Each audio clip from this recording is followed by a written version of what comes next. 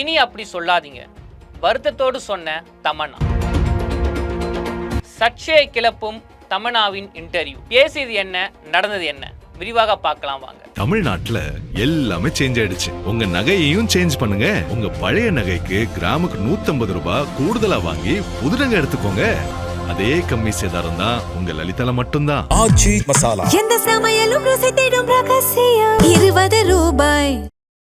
நடிகை தமன்னா. இவங்க நடிகை தமன்னா அப்படின்னு சொல்கிறத விட மில்க் பேபி அப்படின்னு சொல்லலாம். ஏன்னா அவங்க தமிழ் சினிமாவில் கேடின்ற படத்துல அறிமுகமாகி அப்புறம் இளைஞரோட மனசை திருற ஒரு திருடியாக மாறியிருந்தாங்க. அது நம்ம எல்லாருக்கும் தெரிஞ்சிருக்கோம்.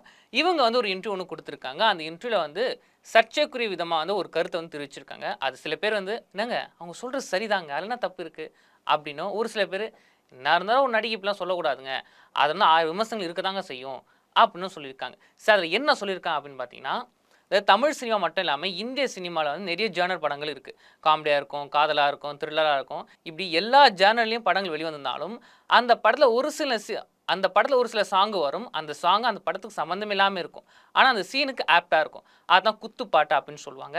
அந்த பாட்டை கேட்கும் செம்ம ஒரு வைபாக இருக்கும். இந்த பாட்டில் பெரும்பாலும் வந்து நடிகைகள் தான் அதிகமாக ஆடுவாங்களே. நடிகர்கள் கொஞ்சம் பேர் ஆடுவாங்க. ஆனால் இல்லை, அதிகமாக நடிகைகள் வந்து கவர்ச்சி நடனம் ஆடுவாங்க. அதை வந்து நம்ம தமிழில் குத்து பாட்டு அப்படின்னு சொன்னாலும் இங்கிலீஷில் ஐட்டம் சாங் அப்படின்னு நம்ம சொல்லுவோம். ஆனால் நம்ம மோஸ்ட்லி இந்த ஐட்டம்னு ஒரு வார்த்தை நம்ம எதுக்கு யூஸ் பண்ணணும்னு நம்ம எல்லாருக்குமே தெரியும். ஆனால் இந்த ஒரு வார்த்தை இந்த பாட்டு நம்ம யூஸ் பண்ணலாமா அப்படின்ற ஒரு கேள்வி சில டைம் நம்ம மனசில் வந்து வந்திருக்கும்.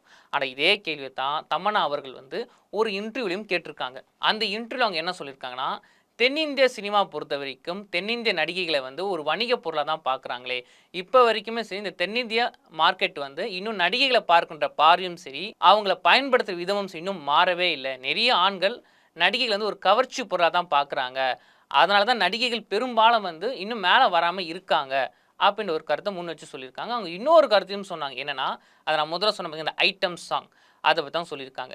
இப்போ நீங்கள் சில படங்களை எடுத்திங்கன்னா அந்த படம் வந்து ஃப்ளாப்பாக இருக்கும். ஆனால் அந்த படத்தில் வந்து சிறப்பு பாடல், அது ஐட்டம் சாங், அது செம்ம ஹிட்டாக இருக்கும். மக்கள் மத்தியில் காலம் கடந்து வந்து நிற்கும். அப்படிப்பட்ட சாங்கை நீங்கள் ஐட்டம் சாங்குன்னு சொல்லலாமா? அது ஒரு பார்ட்டி சாங்குன்னு சொல்லலாம், இல்லை ஸ்பெஷல் சாங் அப்படின்னு சொல்லலாம். அதெல்லாம் விட்டு நீங்கள் ஐட்டம் சாங்குன்னு சொல்கிறது அந்த பாடலில் நடனமாட பெண்ணை வந்து கொச்சப்படுத்துகிற விதமாக இருக்குது. அந்த பாட்டில் நடனமாட பெண்ணை வந்து கொச்சப்படுத்துகிற விதமாக இருக்குது.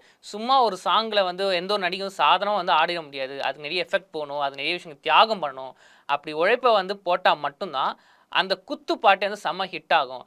அப்படிப்பட்ட பாட்டில் ஆடினவங்களையும் சரி, அந்த பாட்டையும் சரி, வெறும் ஒரே வாரத்தில் ஐட்டம் சாங் அப்படின்னு சொல்லிட்டு போகிறது சரியா? இது சரியே கிடையாது அப்படின்ற ஒரு விஷயத்த முன் வச்சு அவங்க சொல்லியிருக்காங்க. சில பேர் இந்த கருத்தை வந்து வரவேற்க, ஆமாம் கரெக்டு தாங்க, எந்த ஒரு சாங்காக இருந்தாலும் அதுக்கு ஒரு பேர் இருக்குது, இதுக்கு போய் நாங்கள் ஐட்டம் சாங் அப்படின்னு சொல்கிறீங்க, இன்னும் இவங்க சொல்கிற மாதிரி பார்ட்டி சாங், ஸ்பெஷல் சாங் அப்படின்னு சொல்லிட்டு போகலாங்க அப்படின்னு ஒரு தரப்பு மக்கள் சொல்கிறாங்க. இன்னொரு மக்கள், அதாவது எல்லா ஒரு கருத்துக்கும் வந்து இன்னொரு தரப்பு மக்கள் சொல்லுவாங்களே கருத்துக்கள், அதேமாதிரி அவங்க என்ன சொல்கிறாங்கன்னா, என்னங்க இந்த சாங் ஐட்டம் சாங்ஸ் அப்படி என்னங்க சொல்ல முடியும், சாமி சாங் நான் சொல்ல முடியும், ஜஸ்ட் அது ஒரு வார்த்தை அப்படி தான் அப்படின்னு சொன்னால், தமிழில் வந்து இது தமிழில் வந்து இந்த வார்த்தை எப்படி பயன்படுத்துகிறாங்க, குத்து பாடல் அப்படின்னு சொல்கிறாங்க. இங்கிலீஷான ஐட்டம் சாங்னு சொல்கிறாங்க. அப்போ அந்தந்த லாங்குவேஜில் அந்த பாட்டுக்கு என்ன பேருக்கு அதை சொல்லிட்டு போங்க, எதுக்கு இங்கிலீஷ் வார்த்தை பயன்படுத்துறீங்க அப்படின்னு சில பேர் சொல்கிறாங்க. அதுக்கு அவங்க சில உதாரணங்களும் சொல்கிறாங்க. கத்ரினா கைஃப் எடுத்துக்கோங்க, கரீனா சோப்ரா, இங்கே நிறைய மணி எடுத்துக்கோங்களேன். அவங்க நிறைய வந்து இந்த ஸ்பெஷல் சாங், ஐட்டம் சாங் ஆடியிருக்காங்க.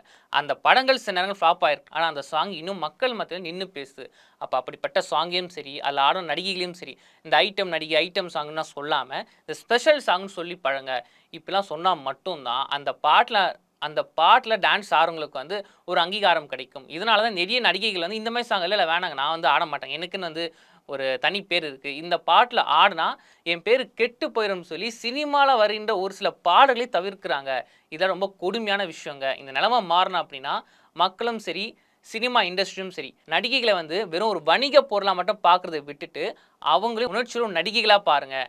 நடிகை அப்படின்னால வெறும் கவர்ச்சி மட்டும் கிடையாதுங்க, அவங்களுக்கு திறமை இருக்குது, அவங்கக்கிட்ட அங்கீகரிக்கின்ற பல விஷயங்கள் இருக்குது, அதை பாருங்கள் அப்படின்னு தமன்னா அவர்களும் அந்த பேட்டில் சொல்லியிருக்காங்க.